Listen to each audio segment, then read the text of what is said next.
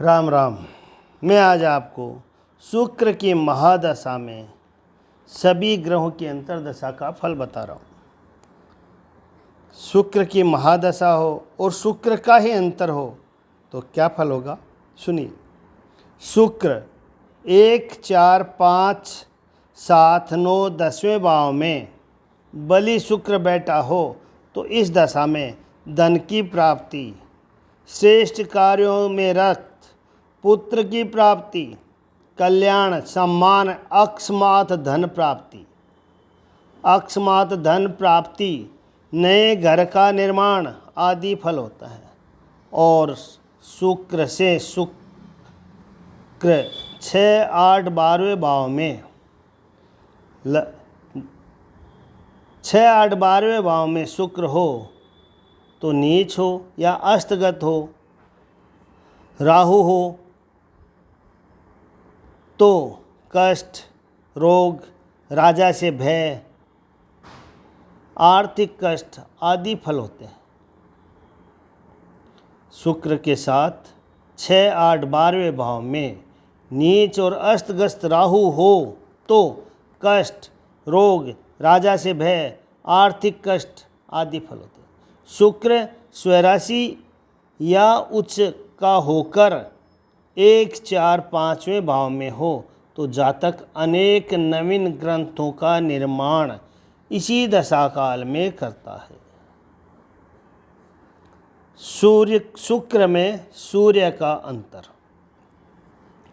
इस दशा में कलह, संताप, दारिद्र्य आदि होते हैं। यदि सूर्य उच्च और स्वराशि का हो अथवा शुक्र से 1, 4, 5, 7, 9, 10वें भाव में हो तो धन लाभ, सम्मान, शासन की प्राप्ति, माता पिता से सुख और भाई से लाभ होता है। और शुक्र से सूर्य 6, 8, 12वें भाव में हो तो पीड़ा, चिंता, कष्ट, रोग आदि होते हैं। शुक्र में चंद्रमा की अंतर्दशा।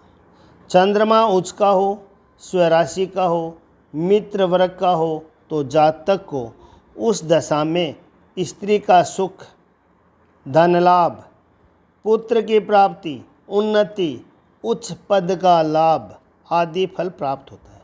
यदि चंद्रमा शुक्र से 6, 8, 12वें भाव में हो तो नाना प्रकार के कष्ट भोगने पड़ते हैं।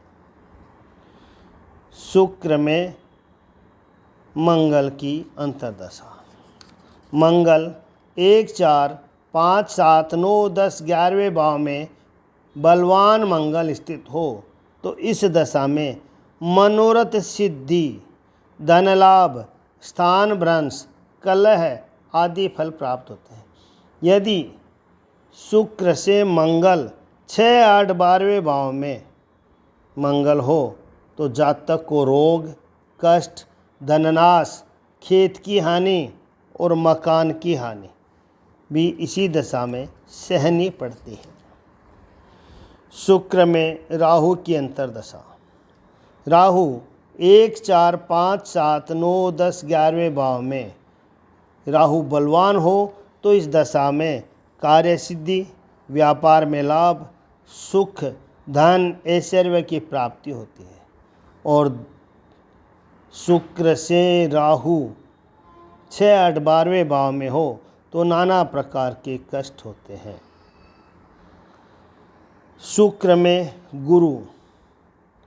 बलवान गुरु 1, 4, 5, 7, 9, 10 भाव में हो तो इस दशा में पुत्र लाभ, कृषि से धन प्राप्ति, यश प्राप्ति, माता पिता का सुख और इष्ट बंधुओं का समागम होता है। 6, 8, 12वें भाव में गुरु हो तो कष्ट, चोर, भय, पीड़ा एवं हानि होती है। शुक्र में शनि की अंतर्दशा। इस दशा में क्लेश, आलस्य, व्यापार में हानि, अधिक व्यय होता है। लग्नेश और शुक्र से शनि 6, 8, 12वें स्थान में हो तो स्त्री को पीड़ा, उद्योग में हानि होती है।